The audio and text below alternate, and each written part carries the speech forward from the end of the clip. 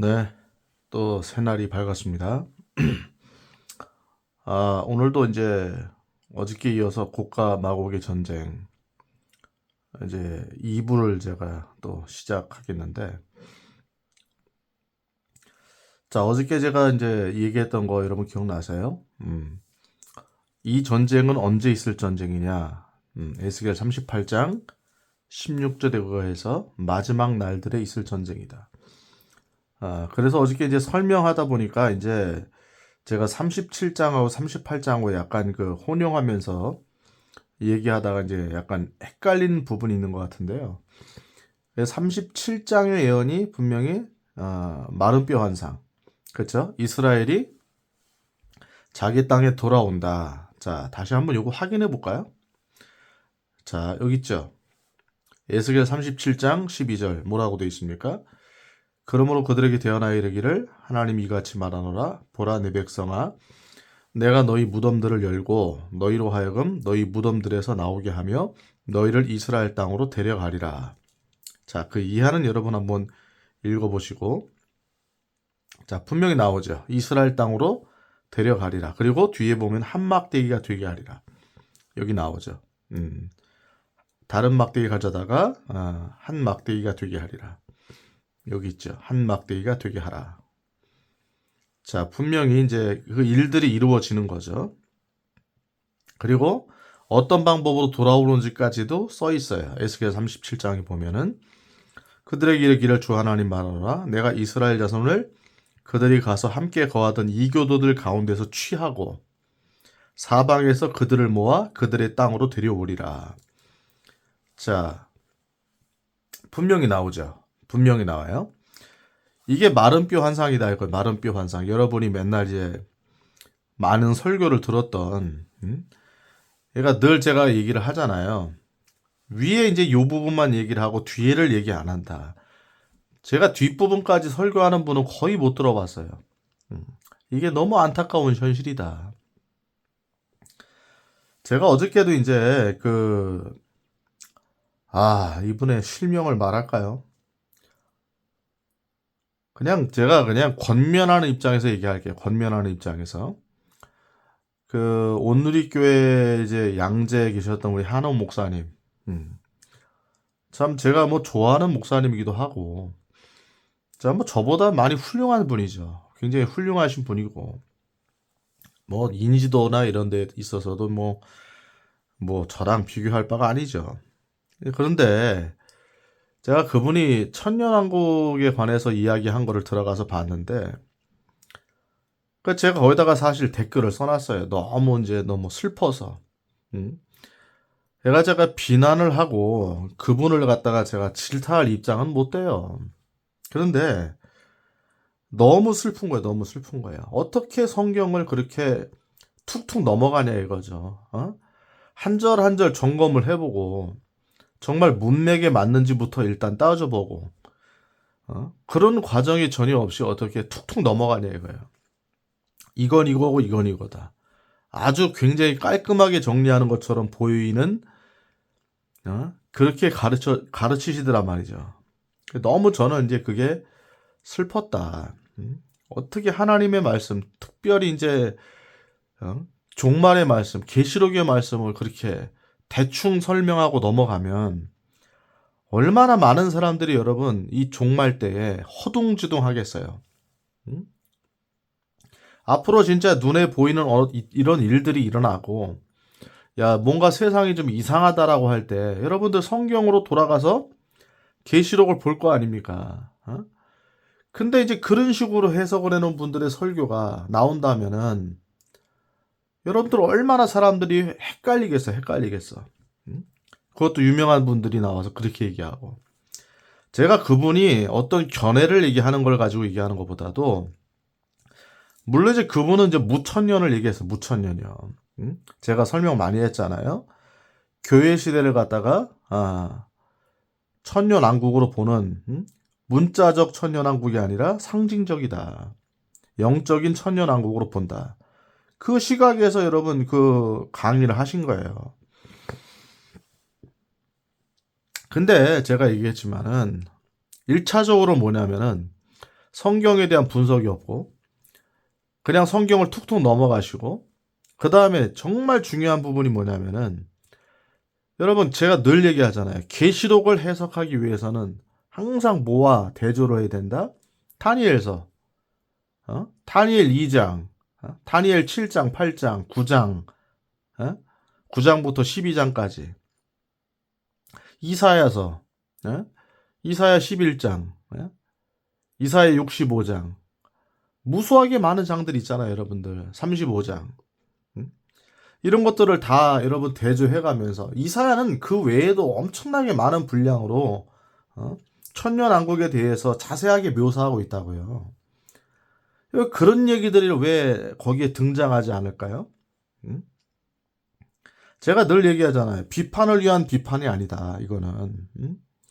제가 뭐 그분한테 무슨 비판을 하겠어요. 저보다 더 훌륭한 분이고. 근데 어쨌든 간에 성경을 대하는 그 부분에 있어서만큼은 굉장히 심각하다, 심각해. 다 상징으로 그냥 치부해버리고 상징으로 덮어버리고. 너무 안타깝습니다. 그래서 제가 좀 어떻게 보면 웃기지만은 댓글에다가 제 그 강의를 보시고 한번 반박을 좀 해달라고 제가 써놨어. 그러다가 제 강의를 보시고 그분이 제 강의 보겠습니까? 그렇게 본다고 한다면 훌륭한 거죠, 더. 저는 제가 분명히 말하건대 비판을 위한 비판을 하는 게 아니라 정말로 성경이 그렇게 가르쳐지는 거에 대해서 너무 안타까움이 있다. 특별히 계시록은 여러분 마지막 때 이야기니까 잘못 가르치게 되면은 사람들이 갈팡질팡한다. 우왕좌왕한다. 아무튼 그렇습니다. 자, 그 부분하고 이제 또 한 가지가 있는 게 뭐냐면 제가 어저께 이제 일부를 찍었을 때 자, 창세기 49장 있잖아요. 창세기 49장에 이제 야곱이 마지막 날들에 너희에게 임할 일을 내가 이르리라 하면서 이제 예언하시잖아요. 야곱이. 그죠? 그래서 쭉 나오는 얘기. 자, 제가 이거 인용을 많이 하죠. 쭉 그래서 유다에 관해서 얘기하다가 유다의 이제 그 후손들에 대해서 이야기하는 거죠. 예언을 하는 거죠. 유다는 내 형제들이 찬양할 자다. 그렇죠? 내 원수들의 목을 잡을 것이다. 아버지의 자식들이 내 앞에 절하리다.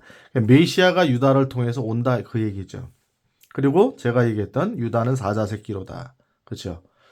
자, 그 다음에 자 유다가 분명히 사자라고 그랬잖아. 사자. 늙은 누가 그를 깨워 일어나게 하리요. 실로가 오실 때까지 홀이 떠나지 않는다. 그렇죠. 그 다음에 자기 어린 순아기를 포도나무에 매며 그죠? 자기 의복을 포도의 피에 빨았도다. 이렇게 되어 있잖아요. 그의 눈은 포도즙으로 인하여 붉겠고 그의 이는 우유로 인하여 희리로다. 자, 왜 제가 이 얘기를 다시 하냐면은 제가 설명하다가 이제 보충 설명을 좀 약간 덜 한 것 같아요. 보충 설명을 약간 덜 한 것 같다. 그게 뭔 얘기냐면은 자, 이게 초림에 관한 이야기도 들어가지만 예수님의 유다의 후손으로 예수님이 오시잖아요. 찬양받을 분으로 오시고 원수들의 목을 잡을 분으로 오시고 그렇죠. 그런데 여기 보면은 9절부터 유다는 사자 새끼로다 하면서 늙은 사자 같으니 누가 그를 깨워 일어나게 하리요. 자, 유다의 사자라는 말이 어디 나오죠, 여러분? 계시록에 나와요. 계시록 나중에 보면은 유다의 사자께서 계시록 4장인가요? 5장에 나오죠. 네. 그러니까 이게 여러분 보세요. 이게 언제에 대한 예언입니까? 초림에 관한 예언이기도 하지만은 재림에 관한 예언이죠. 이걸 뭐라 그래요? 이중 예언이다. 이중 예언. 이중 예언이다. 제가 얘기했죠. 초림과 재림을 같이 보고 있는 거죠. 자, 그러니까 이것도 마찬가지죠. 자, 자기의 어린 순아기를 포도나무에 맨다. 그렇죠. 자, 이거는 뭐예요? 초림이죠. 분명히 나오죠. 예수님이 이제 예루살렘 들어오실 때 제가 분명히 그 자리도 가봤다고 그랬는데 예루살렘 동편에 그 유대 광야로 넘어가는 길에서 내려오는 길이 있다고요. 거기가 올리브산 밑이죠. 고길밖에 없어요. 고길밖에. 그 성경을 보면 딱 그 길입니다. 거기서 예수님이 나귀를 이제 제자들한테 시켜가지고 가져오게 한 다음에 거기서 수나기를 타고 들어오시잖아요. 호산나 호산나 종려나무 가지를 흔들고 겉옷을 깔아주면서 예수님을 맞이하죠. 자, 분명히 초림에 관한 이야기죠. 자기의 어린 수나기를 포도나무에 맨다. 그죠? 자, 근데 여기 보시면 자기의 옷을 포도즙에 빨며 의복을 포도의 피에 빨았도다. 그의 눈은 포도즙으로 인해 붉겠다 이거죠. 이게 다 어디 나온다는 얘기죠, 여러분? 계시록에 나온다 그랬잖아요. 계시록 19장에. 피가 튄다 이거. 피가 튄다. 그게 이사야 63장에도 나오죠. 제가 얘기했던 보스라에서 붉은 의복을 입은 그 자는 누구인가. 이렇게 예언이 되어 있다고요. 피가 튀었다 이거. 포도즙을 밟았다. 나홀로 포도즙을 밟았다. 그래서 피가 튀었다 이거죠. 자, 예수님이 재림하실 때 아마겟돈 전쟁에서 심판하시는 아마겟돈 전쟁에서 이제 예수님을 대적하는 자들을 밟으시는 자, 그 장면을 지금 얘기하고 있는 거잖아요. 다시 얘기하지만 이중 예언이다. 이중 예언. 자, 그래서 제가 미흡했던 게 뭐냐면은 이걸 이제 초림에 관한 예언으로만 보면은 이게 마지막 날들에 이제 어떻게 보면은 이제 혼란이 올 수 있다. 그럼 초림에 관한 예언으로만 본다면은 지금 초림 이후로도 2000년이 갔잖아요. 그러니까 야, 이거 봐라. 마지막 날들은 반드시 예수님의 재림이 아닐 수도 있다라고 얘기할 여지를 줄까봐, 그런 얘기할 여지를 줄까봐 제가 다시 이거를 보충 설명하는 거예요. 그렇지 않다 이거죠. 분명히 마지막 날들은 성경에서 말하는 세상의 끝이죠. 예수님의 재림이고 세상의 마지막이죠. 정확히 그날을 지칭하고 있다. 여러분들이 다 검증을 해보시라고 제가 얘기했죠. 찾아서 검증해봐라. 분명히 세상의 끝이고 예수님의 재림이다. 아까 분명히 이중적으로 예언되어 있다고 그랬잖아요. 여기서 하나 우리가 더 참고로 알 게 뭐냐면 예수님의 초림 있잖아요. 초림. 2000년 전에 오셨을 때 여러분 어떻게 보면은 성경은 미리 알고 있었다 그랬잖아요. 제가 분명히 다니엘 9장에도 미리 알고 있었다. 그를 결국에는 메시아를 죽일 것이다 라는 것이 예언되어 있고 그렇죠? 자기를 위한 것은 아니니라 이렇게 되어 있잖아요. 그 다음에 어떻게 되어 있습니까 여러분? 또 저번에 또 얘기했던 이사야 53장에도 제가 분명히 죽어서 부자의 무덤에 장사 지내게 될 거다. 그 얘기 했죠. 근데 여러분 그런데 구조를 보면 예수님의 초림도 그때 이제 예를 들어서 이스라엘이 예수님을 영접했다면 받아들였다면 거기서 하나님의 왕국이 이제 완벽하게 이루어지는 거죠, 사실은. 그렇죠. 원래는 이제 어떻게 보면 표면적으로는 그렇게 보이는 거예요. 그러니까 그때 예수님이 오셨을 때 그들이 받아들이고 예수님을 메시아로 인정했다면은 하나님의 왕국이 이루어지는 거잖아요. 근데 우리가 뒤로 와서 이제 우리의 세대에서 이제 과거를 보니까 성경에서 이제 그거와 맞지 않잖아요. 그게 예수님이 반드시 죽으셔야 되고 예수님의 희생을 통해서 구원의 역사가 일어나야 되고 부활하셔야 되고 그렇죠? 그리고 다시 가셨다가 다시 오셔야 된다. 이거에 관해서 재림에 관해서 여러분 구약 성경에 어마어마한 분량으로 예언돼 있잖아요. 그러니까 어떻게 보면은 초림부터 재림을 이중적으로 본 거다. 성경은 이렇게 보시면 돼요. 초림과 재림을 이중적으로 봤다. 그러나 초점은 다 어디 돼 있다? 재림에 돼 있다. 재림에. 그래서 마지막 날들은 이중적으로 본 개념으로 갖고 있긴 하지만은 재림에 포커스가 돼 있다. 그래서 해석의 여지가 없다 이거죠. 다른 여지가 없다. 분명히 마지막 날들을 얘기하고 있다. 세상의 끝을 얘기하고 있다. 아, 네. 이런 이야기입니다. 이런 이야기. 자, 그러면 다시 돌아가서 얘가 이제 고가 마곡의 전쟁도 이런 제반적인 이야기들을 여러분 알고 가야 우리가 이제 이거에 관해서 정확하게 이 내용을 볼 수가 있어요. 파악할 수가 있다. 자, 어저께 이제 이어서 들어가면, 자, 메섹과 두발의 최고 통치자 고가 그랬잖아요. 자, 요 부분도 하나 더 설명하고 갈게요. 아, 이게 자꾸 툭툭 삽입해 들어가는데, 이제 뭐냐면은, 왜 곡과 마곡의 전쟁이라고 하냐 이거죠. 이 문구를 쓰냐. 왜 이런 타이틀을 쓰냐. 이게 보면 마곡 땅의 곡이잖아요. 그러면 이렇게 말할 수 있잖아. 마곡 땅의 곡의 전쟁이라고 해야 되는데 왜 곡과 마곡의 전쟁이라고 그러냐. 이거는 여러분 그냥 어떻게 보면 이제 이거를 이제 해석하는 분들이 그냥 상투적인 말투로 써버린 거예요. 곡과 마곡의 전쟁. 마곡 땅의 곡의 전쟁이죠. 원래는 마곡 땅 다스리는 곡의 전쟁. 근데 그것이 이제 우리가 좀 외우기 어렵고, 우리 입에 좀 이제 잘 오르락 내리 하지 않는 그런 말이잖아요. 익숙하지 않은 말이다. 그러니까 곡과 마곡의 전쟁으로 그냥 통일해서 쓰고 있다. 그냥 그 정도로 보시면 될 것 같아요. 그 정도로. 이해되셨죠? 네네. 저도 처음에 이해 안 됐어요. 왜 곡과 마곡의 전쟁이냐. 좀 헷갈리게. 자, 그래서 메섹과 두발의 최고 통치자. 그래서 그들이 어떻게 된다? 네. 하나님께서 이제 에스겔을 통해서 예언하는 게 뭐예요? 갈고리를 꿰서 4절 보세요. 내가 너를 뒤로 돌이켜 갈고리로 내 아가리를 깬다. 입을 꿰는 거죠. 그래가지고 너와 내 온 군대와 말과 기병들 또 온갖 종류의 갑옷을 입은 모든 자들 칼을 다룰 줄 아는 자들로서 방패와 작은 방패를 지닌 큰 무리를 이끌어내리라. 이렇게 돼 있죠. 그러니까 결국은 뭐예요? 군대를 이끌어낸다. 이거 군대를 무장한 군대를 이끌어낸다. 어디서? 어제 설명한 대로 보면 러시아 지역에서, 그죠? 러시아 지역에서 모스크바와 토벌스크를 위시한 이 러시아 지역의 통치자뿐만 아니라 그들의 군대를 하나님이 끌어내린다 이거죠.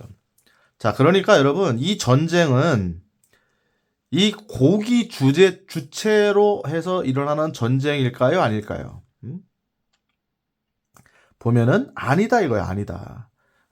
곡이란 사람이 자기가 주체가 돼가지고 일으키는 전쟁이 아니다. 여러분 성경에 전쟁에 관해서 하나님이 늘 얘기하시는 게 뭐예요?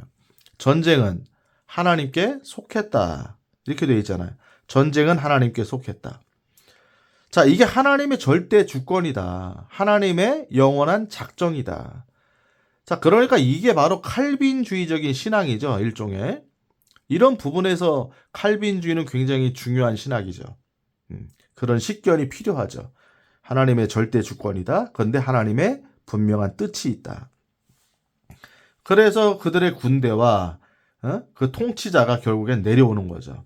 군대를 이끌고 내려오게 된다. 그런데 이것을 하나님이 이끌어내신 거다. 아가리를 꿰가지고 마치 낚시할 때 이제 고기에 딱 그 미끼를 물어가지고 딱 채듯이 그렇게 끌어낸다 이거죠. 자, 근데 그 무리가 어때요? 4절 보니까 큰 무리다. 큰 무리다. 그러니까 어마어마한 이제 군대가 내려오게 되는 거예요. 지금 봐도 이제 여러분 러시아가 여러분 지금 현실적으로 봐도 엄청난 지금 그 군비를 이제 지출하는 나라고 지금 이제 우크라이나 전쟁을 통해서 보면은 이제 아직도 건재한 나라죠. 군사력에 있어서 물론 예전만 같지는 못하다고 하는데 어쨌든 건재한 나라죠. 건재한 나라. 그래서 이제 우크라이나하고 전쟁이 지금 어떻게 끝날지 모르지만은 지금 우크라이나가 밀리는 게 사실이죠. 자, 그러니까 희한한 거예요, 지금 상황이 보면은. 자, 에스겔 37장이 이스라엘 땅에 돌아왔다 이거죠. 그 다음에 어느 시간이 되니까 갑자기 러시아가 전쟁을 일으키는 거죠. 물론 이제 우크라이나하고의 전쟁이죠. 크림반도를 위시해서 이제 어쨌든 전략적인 전쟁을 이제 이 러시아가 하고 있는데 그런데 성경이 이제 예언하는 이 38장의 전쟁은 어떤 양상이다?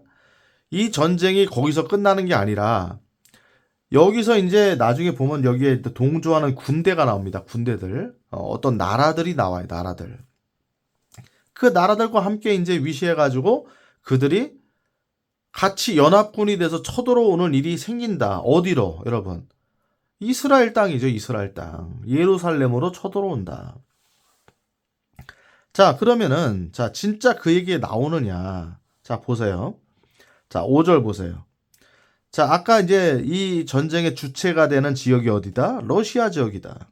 그런데 5절 보세요. 뭐라고 되어 있어요? 그들과 함께한 페르시아와, 자, 먼저 누가 나옵니까? 페르시아가 나오죠. 페르시아. 자, 그 다음에 에티오피아와 리비아, 곧 모두 방패와 투구로 무장한 자들과 이렇게 되어 있죠. 자, 그러니까 여러분, 먼저 그들이 러시아를 위시한 그 지역의 군대, 이 군대와 연합하는 군대가 있다 이거죠. 연합군을 형성해서 들어온다. 그 중에 대표적인 나라가 어디다? 페르시아다. 페르시아가 여러분 어디라고 그랬어요? 이란이다, 이란. 얼마 과거에 이제 1940년대 요 때까지도 원래 이름이 이란이 아니었죠. 이제 페르시아였죠. 페르시아. 그렇죠? 그래서 페르시아, 과거 지명으로 쓰여져 있으니까 페르시아.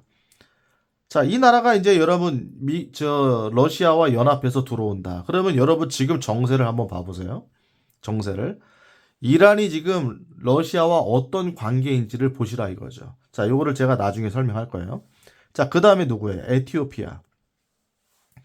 제가 이제 이 지역들과 나라를 설명하면서 이제 한 가지 여러분들에게 보충 설명할 게 뭐냐면은 반드시 딱 이란이다. 반드시 에티오피아다. 라고만 할 수가 없는 게 지금 이게 그 얼마 전입니까? 이게 에스겔이 지금 이게 기록되는 당시가 이제 BC 약 600년경이잖아요. BC 600년경. 다니엘하고 동시대예요. 다니엘하고 동시대. 그러니까 BC 약 600년경이니까 지금으로부터 약 2600년 전에 쓰여진 거죠. 자, 그때 당시에 이제 페르시아, 그렇죠? 페르시아나 이런 어떤 지역은 지금의 지역하고 달라요. 지금의 이란하고의 어떤 국경과 영토의 어떤 범위가 다르다 이거죠. 에티오피아도 똑같아요, 여러분. 그 당시 에티오피아는요, 엄청나게 번성한 나라예요, 번성한 나라. 지금은 좀 어렵지만은 옛날에는 엄청나게 번성한 나라. 에티오피아 내시가 막 오잖아요. 응? 그 당시 에티오피아는 굉장히 번성한 나라입니다. 자, 그러면 리비아. 여러분, 리비아도 요즘에 쓰는 말이죠. 나라 이름이죠. 그 다음에 곧 모두 방패와 투구로 무장한 자들과 이렇게 되어 있잖아요. 자, 먼저 이 세 나라가 여러분 등장하는데 이 세 나라가 여러분 지금 어떤 러시아와 어떤 관계인지를 여러분 한번 찾아보세요. 어떻게 되어 있는가. 조금만 검색을 해도 여러분 다 나옵니다, 이제는. 자, 지금 이란이 여러분 어디와 지금 그 수교를 하고 있어요? 친미예요? 아니면 친러예요? 당연히 친러죠, 지금. 그래가지고 지금 이란이 지금 이 러시아 전쟁, 우크라이나 전쟁에서도 막 드론을 지원하고 그러잖아요, 드론을. 이게 계속, TV에 이제 보도가 되고 있잖아요. 드론이나 이런 무기들, 미사일 같은 것도 이란에서 지원하고 있고, 심지어 북한에서도 지원하고 있고, 군대도 들어가고 있고, 막 이렇게 되잖아요. 그러니까 지금 현 시점에서 봐도 이 페르시아, 이란은 지금 친러란 말이에요. 친러. 러시아와 지금 굉장히 긴밀한 관계에 있다. 맞죠? 자, 에티오피아. 에티오피아도 여러분 지금 보시면은요. 공산주의 나라, 에티오피아가. 굉장히 좀 살기 어렵고 지금 그런 상황이지만은 공산주의 나라가 됐단 말이에요. 그래서 지금 에티오피아 역시도 친러예요, 친러. 정말 이게 희한한 거죠, 여러분. 성경의 예언이. 2600년 전에 예언했는데 지금 우리가 살고 있는 지금 2025년의 정세와 똑같죠. 똑같다. 한치의 오차도 없다. 자, 그러면 리비아도 마찬가지. 리비아도 여러분 찾아보세요. 자, 모든 이 나라들이 지금 친러예요, 친러. 자, 그 다음에 넘어가 보면은 자, 6절에 보면 또 어떤 나라들이 연합하는가 그게 나오죠. 자, 그게 뭐라고 나옵니까? 6절에 고멜과 그의 모든 때와 북쪽 지방의 도갈마의 집과 그의 모든 때와 너와 함께한 많은 백성을 내가 끌어내리라. 이렇게 돼 있죠. 자, 여기 6절에서 뭐가 나옵니까? 고멜 나오죠. 고멜. 이 고멜에 관해서도 이제 옛 지명과 어떤 지금의 그런 어떤 그 범위가 차이가 있다고 제가 분명히 말씀드렸잖아요. 자, 옛날에 보면은 이 고멜은 약간 벨라루스 지역이 벨라루스. 벨라루스도 이제 약간 그 동유럽이라고 할까요? 북유럽이라고 할까요? 하여튼 약간 러시아 지역이죠. 러시아 지역. 벨라루스. 근데 굉장히 중립적인 어떤 태도를 취하지만 거기 역시도 친러에 친러. 벨라루스. 벨라루스가 원래 고멜입니다. 벨라루스가. 그런데 이제 이 벨라루스를 어떤 학자들은 독일로 보는 사람들이죠. 독일로. 벨라루스를. 그래가지고 이제 독일도 이 고가 마국의 전쟁에 참전하는 거 아니냐 이렇게 보는 학자도 있습니다. 옛 지명의 어떤 범위가 다르기 때문에 자, 저는 모르겠어요. 독일이 참전할지 안 할지는 모르겠지만은 이제 그런 분들의 어떤 뭐냐면 식견, 저는 어떤 생각을 갖고 있냐면은 그럴 수도 있다. 그럴 수도 있다. 왜냐면은 그럴 리가 없다고 생각하는 독일, 정말로 이성의 나라, 그렇죠? 종교개혁의 나라, 철학의 나라지만 여러분 예전에 어떤 그 과거가 있습니까? 히틀러에게 여러분 선동당해가지고 지금 전 세계를 거의 뭐 피비린내 나는 전장터로 만든 게 독일이잖아요, 여러분. 이런 일이 있었잖아요. 유태인들 600만이나 학살하고. 자, 근데 아직도 독일이요, 여러분. 어떤 이 실루엣이 있냐? 그게 뭐냐면은 독일의 신학이 여러분 굉장히 자유주의적인 신학이에요, 아직도. 극좌적인 신학이에요. 그러니까 지금 독일의 교회는요, 독일의 물론 그런 교회가 다는 아니겠지만은 독일의 교회, 독일의 신학은 거의 다 뭐냐면 자유주의 신학이에요. 그러니까 예수님의 신성이나 예수님이 하나님 되신 같은 거를 잘 인정하지 않으려고 하고 성경을 성경 그대로 보질 않아요.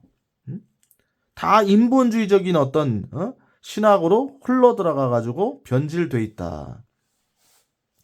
신학이 변질되면 여러분 항상 뭐가 문제가 생겨요? 사람들도 변질된다. 또 한 번 선동당할 가능성도 있다. 그거는 모르죠. 그거는 몰라요. 어떻게 독일 같은 그런 나라가 또 이런데 가담할 수 있겠는가. 근데 한 가지 우리가 이제 알 수 있는 건 뭐냐면은 독일이 지금 미국하고의 노선에서 굉장히 독자 노선의 길을 택하고 있다. 그죠? 그 다음에 이제 유럽이 점점 미국하고 대치의 관계로 들어가고 있다. 나토 뭐 이런데 그죠? 나토를 통해 가지고 이제 미국과 뭔가 이제 약간 다른 결의 소리를 내고 있다. 약간 이런 것들은 정황으로 보이죠. 물론 그게 어떻게 갈지는 우리가 닥친 일이 아니기 때문에 나중에 봐야 알겠지만은 약간 이런 어떤 텐션들이 있다. 자, 그게 고멜입니다. 그 다음에 또 북쪽 지방의 도갈마의 집과라고 해요. 도갈마, 여러분 도갈마. 자, 뭐 여기 다 안 적겠어요. 페르시아, 에티오피아, 리비아, 그죠? 예, 리비아 같은 경우는 이제 개혁 성경에는 붓이라고 나와. 붓. 예, 옛 지명이죠. 옛 지명. 자, 도갈마 이제 나옵니다. 도갈마. 도갈마가 어디냐? 요것도 이제 옛 지명과 지금의 약간 차이가 있지만은 보통 이제 학자들의 견해는 뭐냐면 이게 튀르키예다. 튀르키예. 예? 터키다. 터키. 얼마 전까지 여러분 터키였죠. 근데 이제 갑자기 이제 원래 터키도 여러분 원래 친미였단 말이에요. 친미. 친미였는데 갑자기 이제 요즘에 이제 그 대통령이 누굽니까? 에르도안이죠. 에르도안. 예, 에르도안 대통령이 들어오면서 굉장히 이제 이슬람 원리주의로 돌아갔죠, 여기도. 어디도 마찬가지예요, 여러분. 이란도, 페르시아도 마찬가지잖아요, 여러분. 페르시아, 이란도 이슬람 원리주의로 돌아갔다. 강성 이슬람으로 돌아간 거죠. 강성 이슬람, 극 이슬람. 튀르키예도 마찬가지. 튀르키예도 터키도 마찬가지고 에르도안이 그래서 지금 사실은 에르도안이 공산주의 하고 있잖아요. 공산주의. 그래서 여러분 터키를 제가 이제 직접 가서 이제 살다 오신 분들 얘기를 들어보면은 뭐 이런 거예요, 여러분. 터키에는 물가가 싸요, 물가가 싸. 그래서 먹고 사는 거는 살만하다. 근데 문제가 뭐냐면은 이제 일반 국민들이 정치에 관여하거나 이러면은 제재가 심하다, 이거 제재가 심하다. 음? 그래서 공부를 장려하거나 똑똑한 사람들을 원치 않는다. 왜? 정치에 관여할까봐.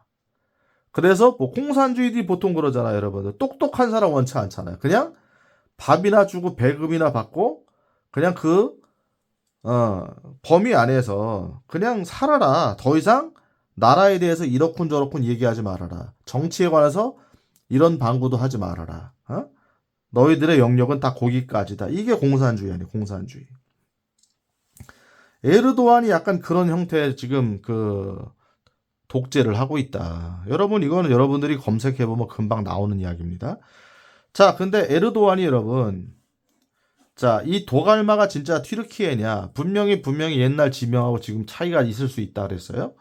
그런데 에르도안이 여러분 요즘에 검색을 해보세요.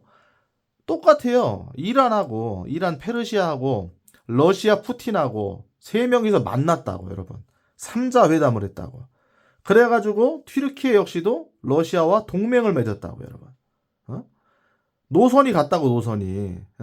옛날에 친미에서 돌아서 가지고 친러로 갔단 말이에요. 친러로. 이해되시죠?